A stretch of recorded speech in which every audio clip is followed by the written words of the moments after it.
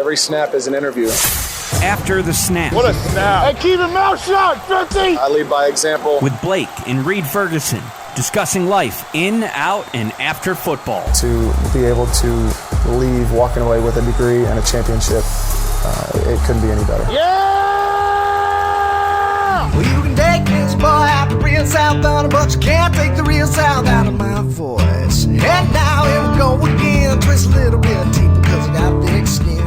It is Memorial Day week on After the Snap, and while we're all looking forward to some great grilling this weekend, we want to first remember the people who have come before us and died for our country and put their lives on the front line for the United States of America, for the flag that sits behind Reed. For that, we can never give enough thanks. But Reed, I do want to address Memorial Day and the maybe ranking that it has when it comes to the food side of the holiday. Obviously, it's not all about grilling because there's a bigger reason why we celebrate Memorial Day. But a common way to celebrate and remember those folks is by doing probably the most American thing that you can do, and that's spend the afternoon in your backyard behind a Traeger or a Loco cooker or a Big Green Egg or a whatever kind of smoker or meat griller that you want to use. Reed, does Memorial Day sit in the top spot for grilling related holidays? I have to say that it does. And as the resident grill master for the After the Snap podcast, I would have to say that Memorial Day is up there with July 4th. And I'll say Memorial Day and July 4th are fighting for the number one spot. Thanksgiving and Christmas are also Underrated. I think those are underrated grilling holidays. Top tier food holidays. Yeah. Top tier food holidays. Also, not taking away from the true meaning of those specific holidays, like you mentioned, but the food, when we're talking about the food aspects of those holidays, I would say Memorial Day, July 4th are. I think Memorial Day is like the first real, like you start getting into the warm weather. It's the first calendar holiday that comes along that you're like, okay, I'm ready to get outside. I'm ready to throw a rack of ribs on the grill. No doubt. And then by July 4th, you're already a seasoned vet. Exactly.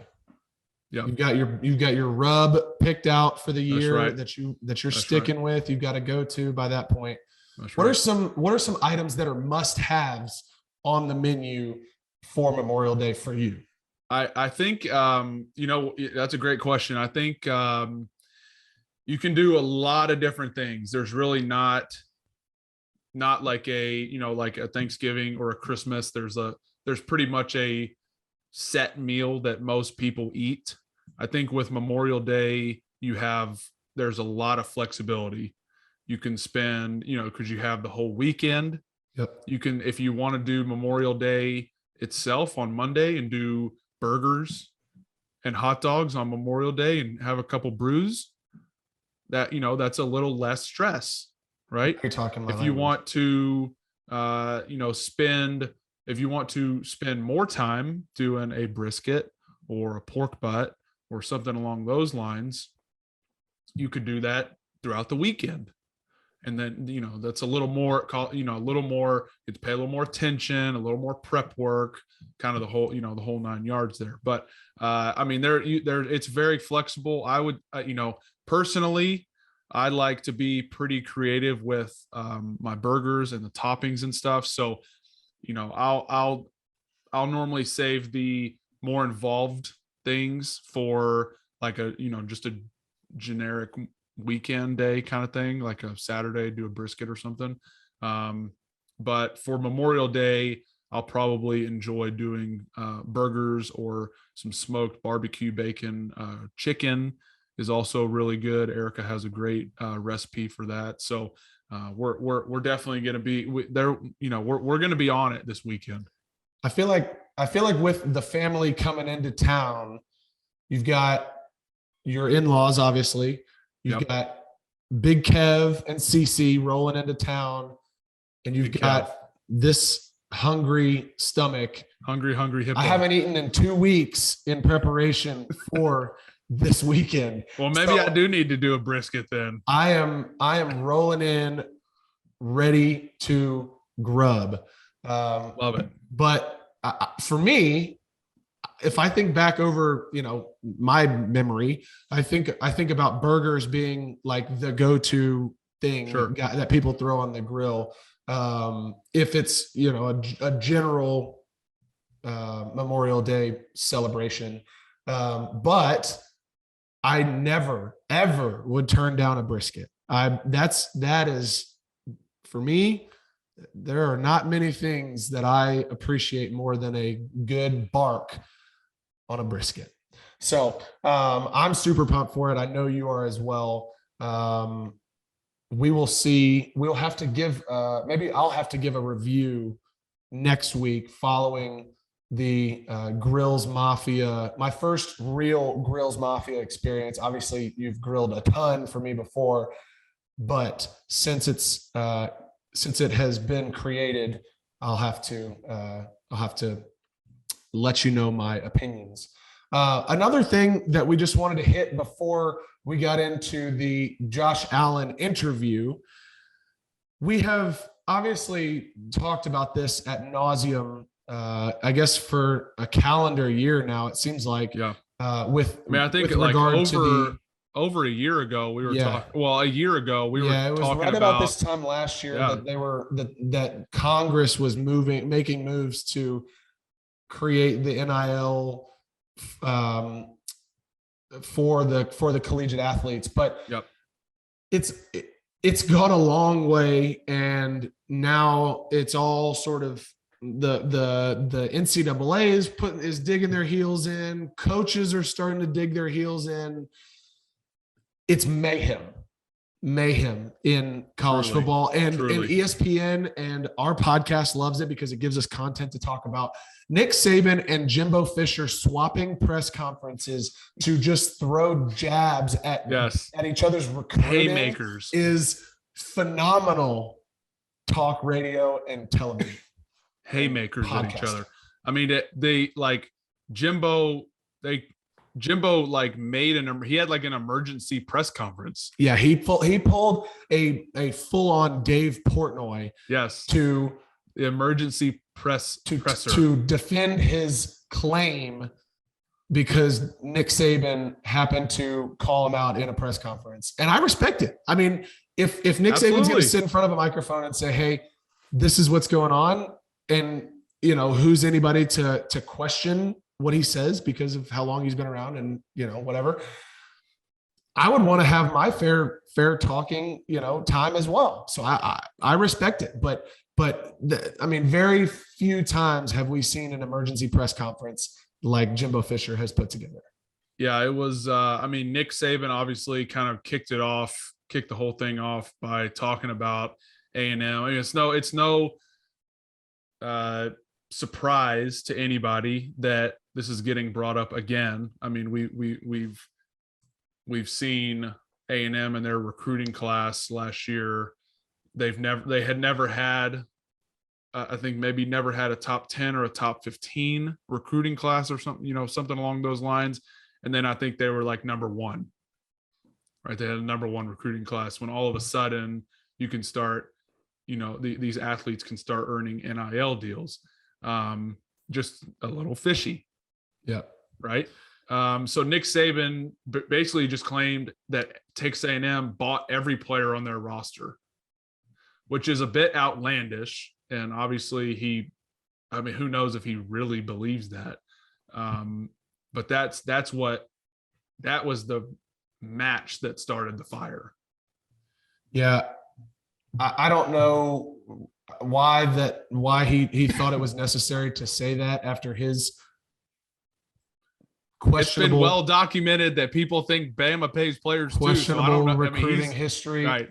But there is no, as of now, there is no evidence to back up any claims that Alabama's done anything fishy, at least in the NIL world. But to me, it goes back to talking about, the whole university working with the boosters to set up these LLCs, which we discussed in a couple podcasts ago, that's going to be going away. And if it is, then Texas A&M and Alabama and all the big schools who have the big boosters who've done all this already, that's all going to dissolve, and the players are going to have to be doing the work themselves to put together these true NIL deals where they're endorsed by a company and things like that. But Nick Saban also came out a while back and said that there were like 3 players on his team that made over $1 million from NIL deals. And if you don't think that he's using that as a recruiting advantage, if you don't think that he is telling every single recruit that walks in his office before he even hits the button under his desk to close the door, if you don't think that he's telling them about the money that they can make going to the University of Alabama, you are wrong. Yeah. That's all I have to say. It's always a recruiting ploy. And,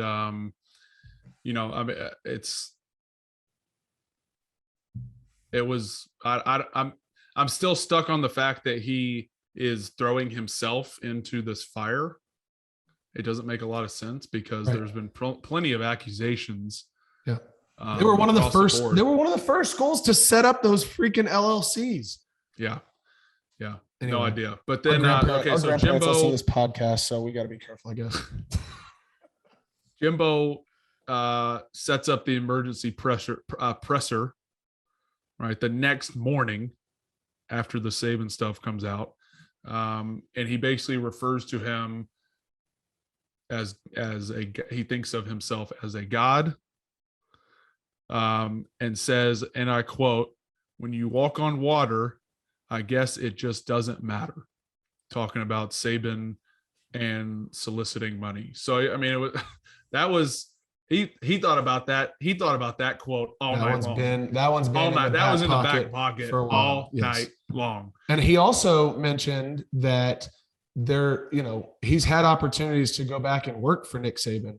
And because of his questionable coaching style and recruiting history, there's a reason he hasn't gone back. And I think that, it would be pretty easy to find some other coaches who would agree and have said the same thing. Obviously, he's had a large number of coaches become really successful from his coaching tree, but I mean, Jimbo has his opinions on Nick Saban as a coach and as a mentor before anything else. Absolutely. And just like the SEC, I wish they didn't do this, but they've canceled SEC media days, which have been a thing for a while now. I mean, I can't remember the last time they didn't have them. But all I could think of, like, how great would that be? It would have been so good. Oh my gosh. And it would have turned into like an episode of Maury where they're just like the cameras are like chasing the coaches through the lobby of the hotel in Birmingham. It would have been perfect. That would have been incredible. Yeah. Incredible. So that brings me to, a question I wanted to ask, which is really the crux of this whole argument. Should players choose schools based on the potential NIL money or the best financial situation? Where are we at now? I think the easy answer to this question is they should go where they're going to have the best opportunity to go to the NFL. And the best opportunity to graduate, go to school, and play in the NFL and make a whole lot of money. However, now you add in this piece of the equation to where they can make a whole lot of money right now. And is it risky? Is it Could it, have an impact on their football career if, they choose to go to a school where they're going to have a higher likelihood of getting an NIL deal, where they might not have as good of coaching, or they might not mesh with the coach as well? Yeah, it's risky, but I think you have to take the potential dollar signs that you could make in college into account now. And Definitely. I think before it was easy to say, oh no, like, you're going to make lots more money at the NFL level, but these guys truly are making millions of dollars just by putting their face on a billboard. As I drive, through Atlanta, Georgia, and there's three Georgia football players on a attorney's billboard for something completely unrelated to what they do. Yeah, I like where you went there. I mean, it's definitely, it has to be a consideration now. Has to be. Right. But what comes into my mind is, if you are and obviously it's easy to look back on it now and think, hindsight is always 2020. But if you are a 3-star recruit going to a school where, would you rather be the small fish or just another fish in a big pond at a big school where you're going to get great coaching and probably puts you on a good path to get to the league and play a couple years? Or would you rather go somewhere where the school is probably, they don't have a great football program, they have a very notable or well-known school name where you could parlay that into more NIL money that you could at the bigger school, right? You'd be a bigger fish in a smaller pond, and you may earn more money up front. That's a trade-off. Yep. If you go to the smaller school, you might not get as good coaching. You might not get as many looks, to make a team in the league. That's definitely a trade-off that guys are going to have to face now. Right. Where, if you're making $1 million after taxes, you're roughly making a year's salary for rookies in the NFL. Right. That's what guys have been making at Alabama for the last couple of years anyway. So but I'm saying there's some trade-off there where how much do you value the money, the NIL money, over the education, the development as a football player, and the risk reward for going to a whatever school you're going to choose, and what they can do to get you into the league. Does that make sense? Yeah. It's like you said, it's definitely a consideration. It's going to be something, especially now that they've gotten rid of the whole just funneling money into the recruits' pockets thing. It really is going to have to be a consideration that guys are going to have to think about and spend some time just considering before they make a college decision. And I feel like as we go forward over the next few years, you'll still see a lot of guys that say, "Oh, I want to go, I want to go based on the fact that I know I'm going to make $1 million." But to your point, maybe further down the road, you see that maybe it's not working out like guys want to, and maybe they're only making a couple, maybe they're only making their money now, but they're not, having a shot at making it to the NFL, where you'll make even more money after that. Yep. Then you sort of see this shift towards going back to, like you said, where you have the chance to develop and make a really good shot at playing at the next level. So absolutely. Is it time? It's time. I think it's time. Coming up after this, we will be talking with Reed's teammate, Buffalo Bills quarterback, Josh Allen. We are pumped for it. We hope you are as well. Let's get into it. Well, today we welcome in the man who needs no introduction, the gunslinger from Fireball High School out in California, and soon to be, looks like he's dressed like it, soon to be professional golfer, maybe once he's done on the football field. Captain of the Buffalo Bills, Josh Allen. Josh, thanks for joining us today.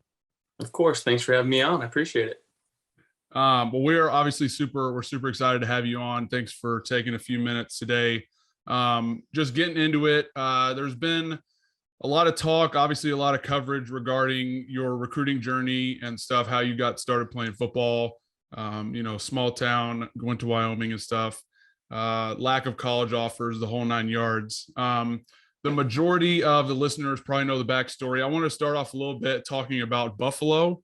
Since you were drafted here, it's been your home for 4+ years now. You'll obviously be here for the foreseeable future. What do you love best about Buffalo and the community that supports us on the Bills? Yeah, I think you talk about the community. You talk about people that love football, that love their wings, and they love their people.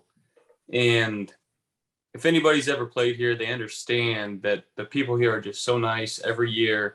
At the start of the year, no matter how good or bad the season prior went, it's our year to win the Super Bowl. And it's the optimism, it's the energy, it's the excitement that they have about Buffalo Bills football. And again, to be the quarterback and to be, I feel like I'm part of the mafia, the Bills mafia, and everybody loves that about Buffalo. It's the Bills mafia, and it really does feel like family here. You walk down the street, you go to dinner, people just want to come up, they want to say hi. They're so excited to see all the Bills players out and about. And they make you feel loved. They really do. And a guy coming from a small town, it's got those qualities of a small town. And I know the metropolitan area of Buffalo's, well over 1 million people, but it's not super big in the grand scheme of things.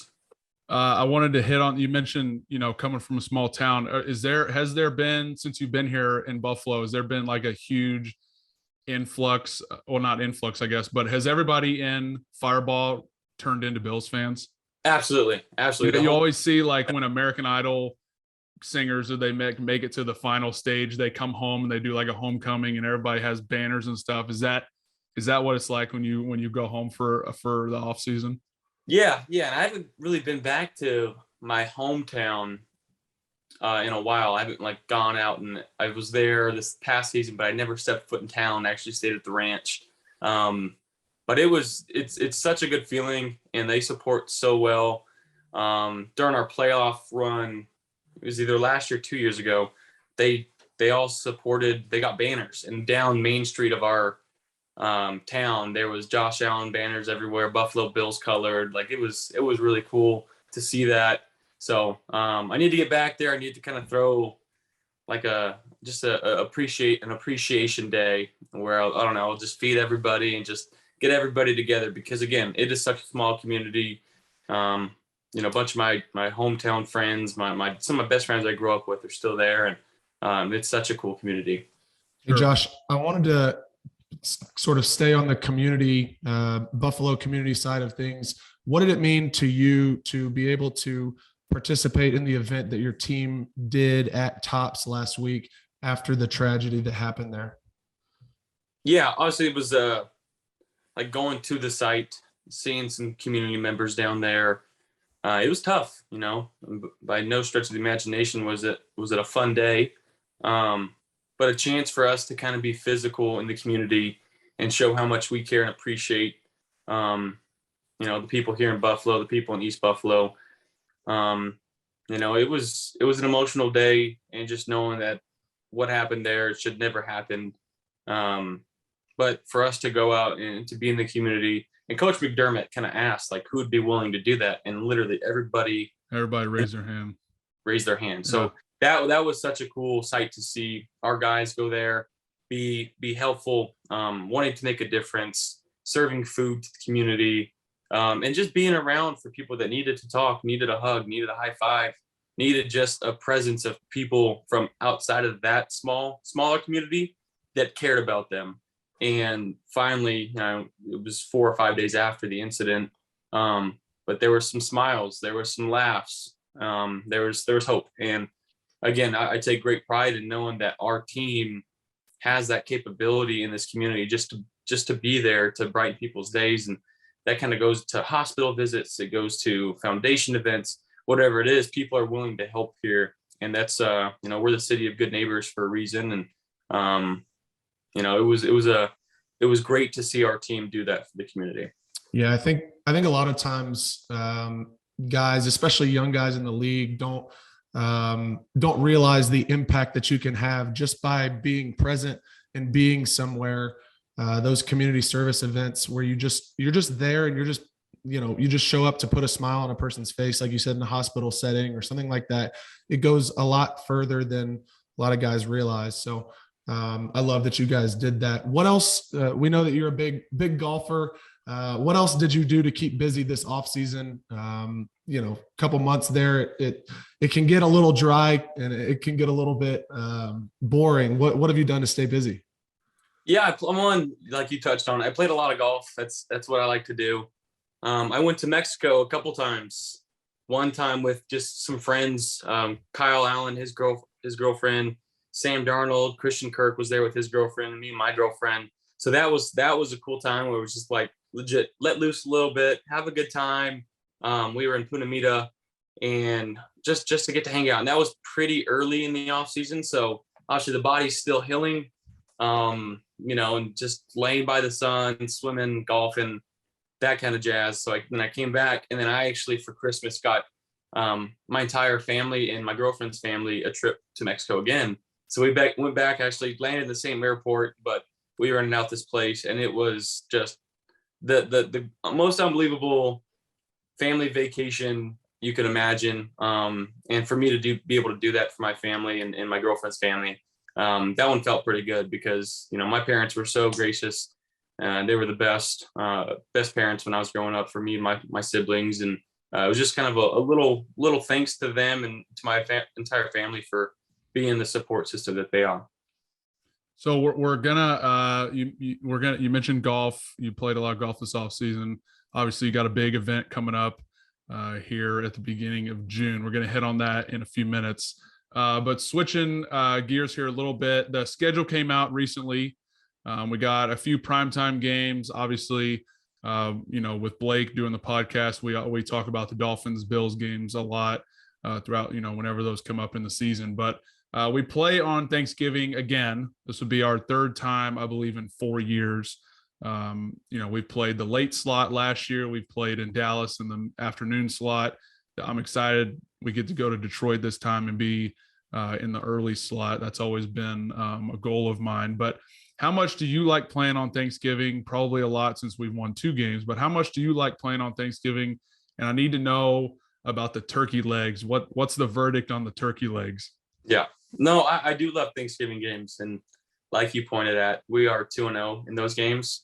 And I feel like we've had pretty good games, and it just allows us to, especially being in the early slot, now we get home on Thanksgiving and actually we'll have a Thanksgiving dinner. Sure. And then we'll have the weekend to recover from that. So that's pretty cool. I'm looking forward to that. And yeah, 2 years ago, or the Dallas Thanksgiving game, I was talking to the production team.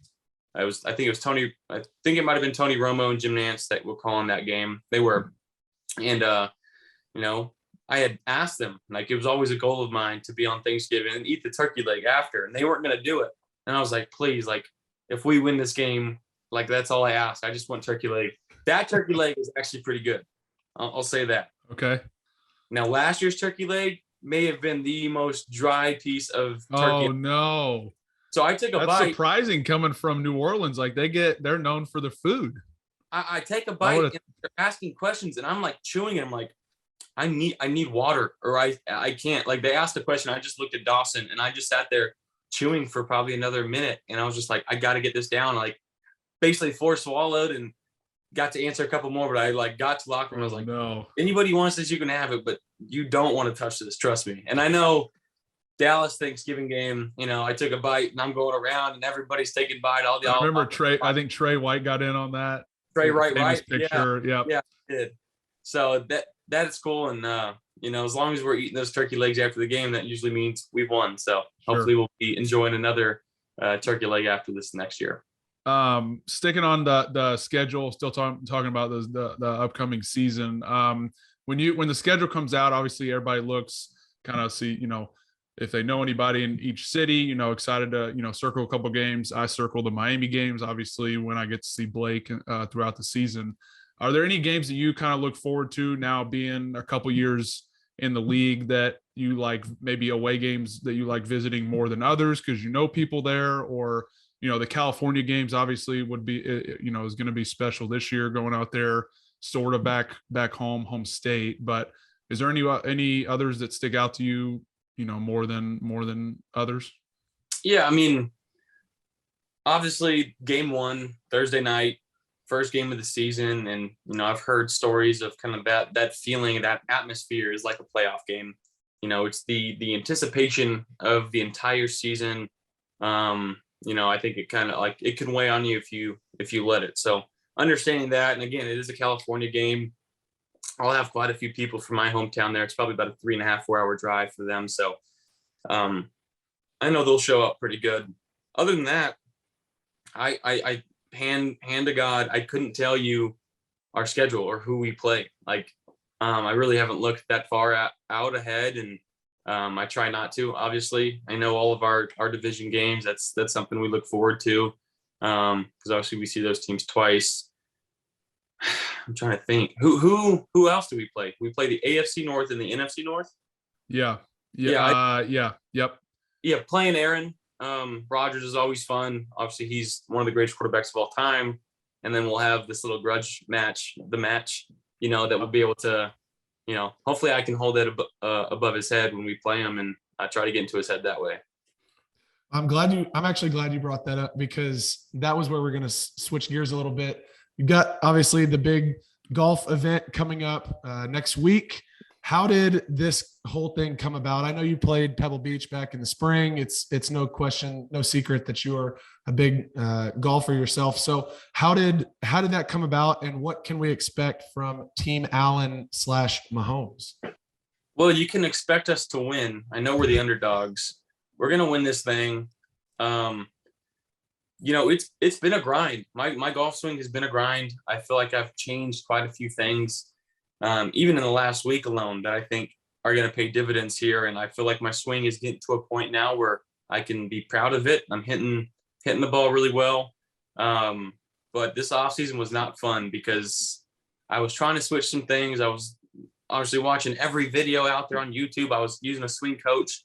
And at that point, you kind of get into your head and you have all these different swing thoughts now running through your mind right before you're about to hit the ball. And that's not usually how you're supposed to play golf. You got to be free, you got to be fluid, you got to be loose. But I think I'm to a point right now where things are feeling good. And if I'm not playing good that day, I will be the best shit talker on the field, on the course. So, does Pat play? Is Pat pretty good? Are you better than Pat? Yeah, like, how do you guys stack up? I don't know. I'd like to say he's great. He plays great. I think that's one thing though that me and Pat have over the old guys. I think they're each going to want to hit the shot, and I don't think Aaron's going to celebrate for Tom all that much. And I don't think Tom's going to celebrate for Aaron all that much. Whereas me and Pat, if one of us hits a big putt, we're going to go nuts. Like, okay, I don't care who makes it. As Seems long as like that would play in your favor. Correct. Because it's some sort of match play. That's how. I really don't know all the rules. I know it's 12 holes. I think it's a shambles. So we'll take the best drive, and I think we're going to outdrive the old guys quite a bit. So I think it's going to come down to putting, and I feel very good with my stroker now. Have you measured your longest drive yet? I've hit some long ones. Vegas though, they're going to go further because you're up in the desert. It's going to be hot. I wouldn't be surprised if it's upwards of 320, 330. Let's go. So, and I know Patrick absolutely smashes the ball. I know he's very aggressive to the ball. So he'll have some long ones too. As long as there's one of them that's playable, that's all that matters. Yeah. You mentioned it a little bit earlier about the trash talk that will ensue. If you've watched the match before, you know that that's a big part of the game. Who in your career has been a big trash talker on the football side that you've come into contact with? I know Christian Wilkins on my team is a huge trash talker. You got to see that in the mic'd up that we did back that came out at the end of the year with Reed and myself. Who are some trash talkers around the league that you like to banter with a little bit? Yeah, Christian's one of them. It's weird though, when we see each other off the field, we're very amicable towards each other. I don't know if that's how he is with everybody, but I do have I got respect for him, as a player. He's the one guy that'll bring it out of me and like actually get me going, and I'll start talking back. For, rookie years when I really talked a lot of trash, and I've toned it down. I've become more of a looser player. I like more so to have fun with my guys than worry about what everybody else is doing. Miles Jack from the Jaguars, he used to talk quite a bit. We played them a couple times. Trying to think. We all know Jalen Ramsey. He likes talking, or he used to at least. I think he's toned it down a little bit. But there's a few guys in the league that, I feel like I've jawed at quite a bit. I think Matthew Judon, my rookie year, we played them. It was actually my first game.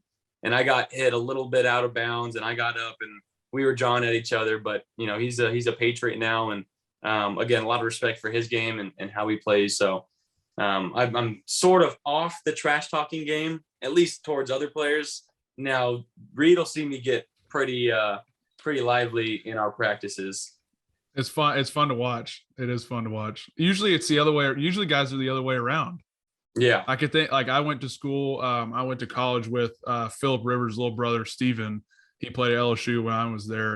And we would watch a lot of Chargers games, and we'd always see these videos, these like mic'd ups of Philip smack talking pretty much everybody on the field. Like usually it's the other way around, where guys won't talk their rookie year and then kind of progressively get, more on-field chatter as they get into their vet years.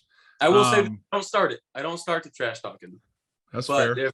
If people start, I know Christian does. Blake can attest. Yeah. We've had many talks about Christian Wilkins. He stole he's stolen my he is a quarterback towel a couple stealer. times. Yes. He stole Towel mine stealer. yesterday in practice. So there you go. He's got some good practice reps at it for sure.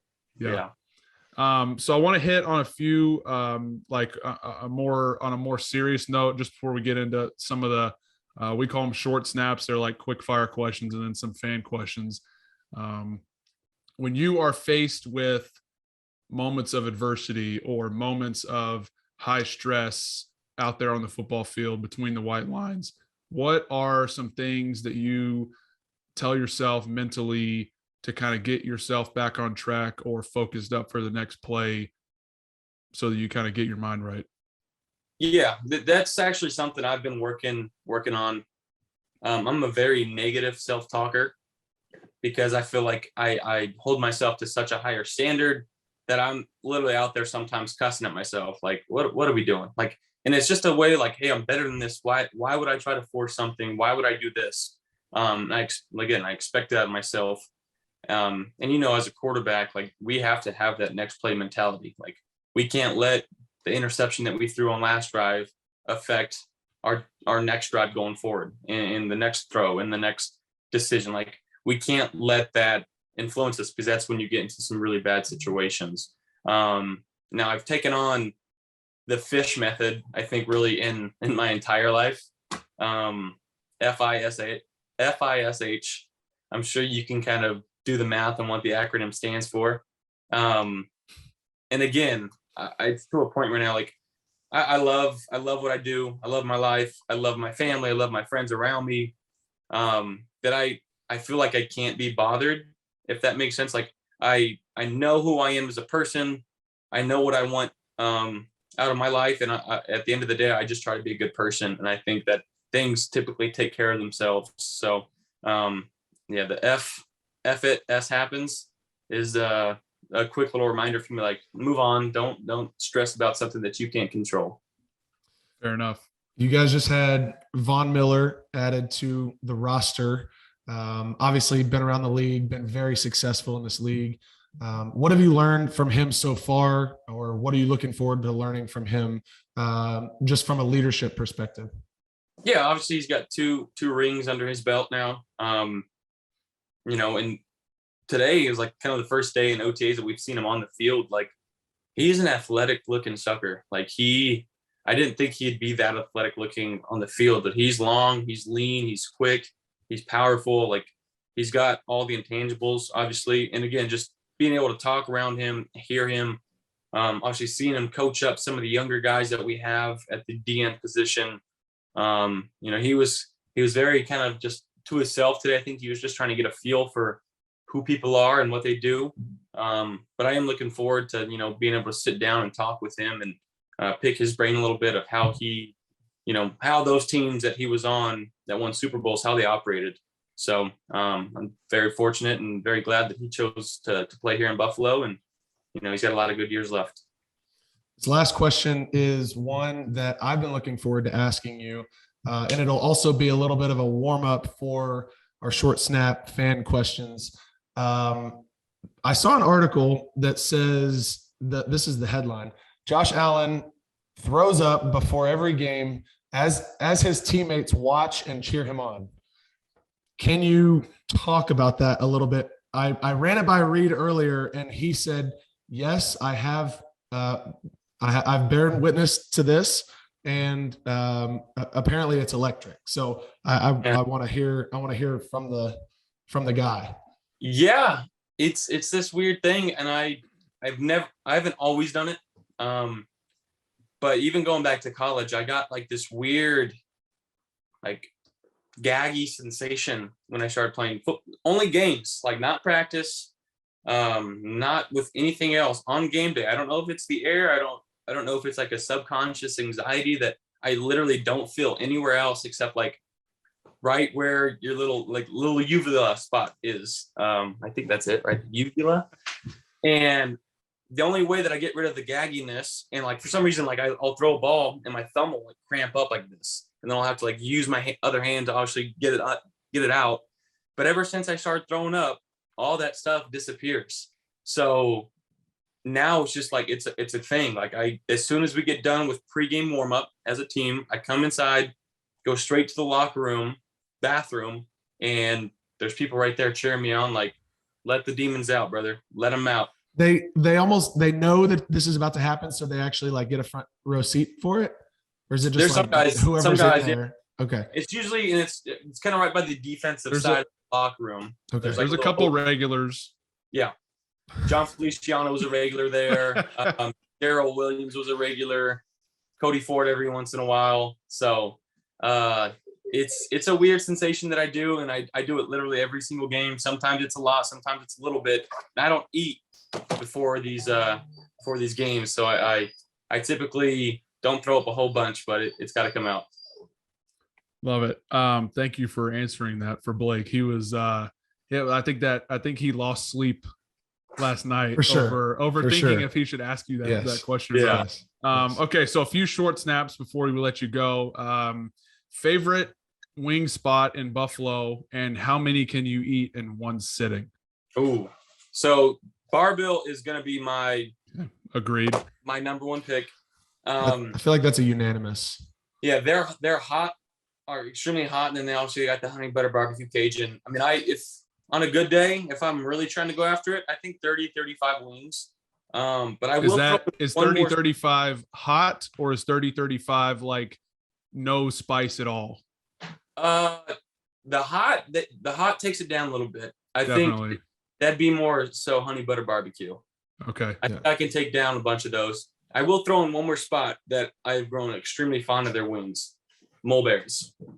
Really?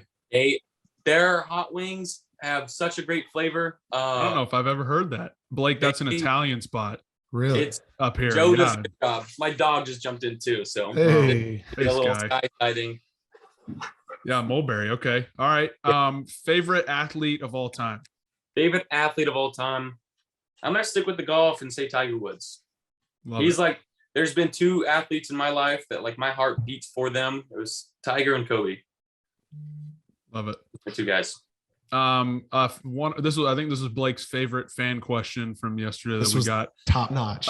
Would you rather fight one Isaiah McKenzie sized grizzly bear or a Spencer Brown sized koala bear? The grizzly bear, Isaiah sized grizzly bear. That'd be free to see a koala bear that big. Oh my God. And I I don't don't have an answer. And the grizzly though, at that point, it's like fighting a big dog, which I don't know if I'd win, but I think I'd have a better shot than the stack koala up bear. your chances Yeah. better. Yeah. What is your dream golf course to play at that you haven't gone to? that I haven't. Probably I'm gonna go TPC Sawgrass in Florida. Have you played Augusta? I have played Augusta. I got to What- play it this year. What was it like? It was the day after the tournament, so it was Sunday pin placements.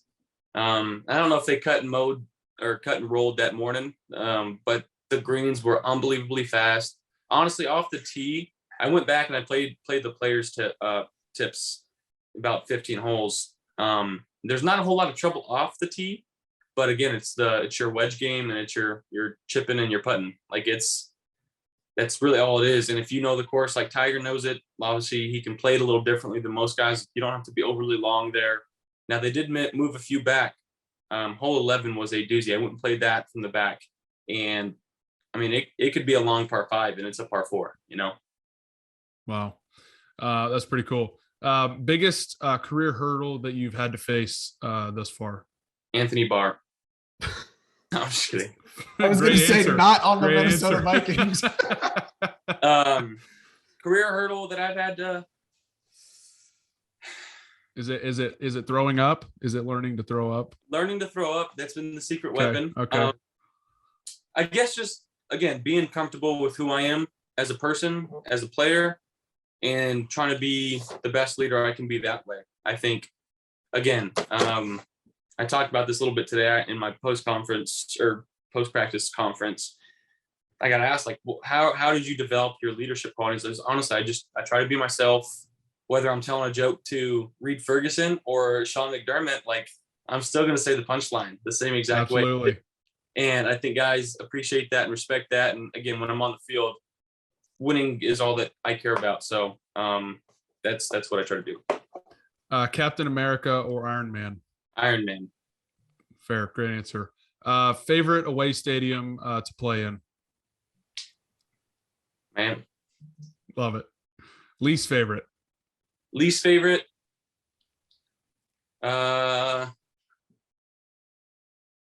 Just I think due in fact to the elements, like the wind. I think Chicago is a pretty tough place to play. Fair enough. Okay, and then last question here. Going back to last season, I think it was week 5 or 6. We were playing in Kansas City, Sunday night football. We had the long rain delay at halftime. A couple of us were eating PB&Js in the hallway, and Michelle Tafoya overheard my comment, may have been my comment, may not have been my comment, that the sandwiches had too much peanut butter on them. Are you familiar? Yes. Okay. What is your ideal? It eventually made, like, she brought it on the broadcast. Like, it made it when she was kind of like trying to fill time. It made it on the broadcast. Anyway, what is your ideal PB&J ratio if you're making your own sandwich? I think it'd be 40 peanut butter, 60 jelly. That's a lot of jelly. We normally get 60-40 the other way around. I like the jelly. Thanks for coming on, Josh. We appreciate it. Thanks again for your time, and go crush it today on the course. Thank you, guys. Go Bills. Appreciate you guys. Well, big thanks to Josh for coming on the pod. We were very excited and looking forward to this interview. We knew we had hyped it up a little bit on social, and we got a lot of great feedback. So I know a lot of people on both ends of the spectrum. A lot of our listeners are in Buffalo. A lot of our listeners are in Miami as well. And I know there was a lot of chatter. People were very excited to hear what Josh had to say. So I think I'll be thinking about the Isaiah McKenzie sized grizzly bear / Spencer Brown sized koala bear argument for a while. Yeah. And I'm interested to hear some feedback from our listeners on social media as to who they would pick. Would they pick the grizzly bear or would they pick the koala bear? Yep. Let us know. Let us know. We're Twitter, you can reply to when we post it up on Twitter, you can reply to it and We let will us know. for sure be reminding you to let us know. Very anxious. Also, if you want to watch the match, yes, talked a lot about that in our interview with Josh. If you want to watch the match, it will be on exclusively on TNT Wednesday, June 1st. Coverage begins at 6:30 p.m. Eastern from the Wynn Hotel in Las Vegas. TNT. Yep, TNT. I'm gonna be. I'll probably have the boys over, and we're gonna be locked in. Pulling for QB1. Yep, pulling for QB1. So that's a wrap. That is a wrap. That's a wrap. You know where to find Josh Allen on social media. I don't have to tell you what his username is. Yes, go find Josh. He doesn't post a ton, but he does post sometimes. He's posting cute pictures of his dog Sky. So shout out to Sky for jumping into the interview with us for a little bit. Yep. Anyway, you can find us on social, Twitter, Instagram are both at After the Snap Pod. And on TikTok now. And on TikTok. I'm not on TikTok. Blake runs that for us. Sort of. Yeah, sort of. I accidentally posted one of those videos to my personal page, so I'm clearly not doing very well as the TikTok social media manager for the podcast. But so that's where you know where to find us. Obviously, you can find us on Apple Podcasts, Spotify, wherever you listen. We would love to read some ratings and reviews. Let us know how we're doing. Always love to read and hear feedback from our listeners. And let us know who else you want to hear from on the pod. Yes. We're always looking for new guests. Yep. Got a couple big ones coming on here soon. Obviously, Josh was a great interview, but that's a wrap on this week's episode. That's a wrap. This has been After the Snap, tales from two brothers who live life upside down.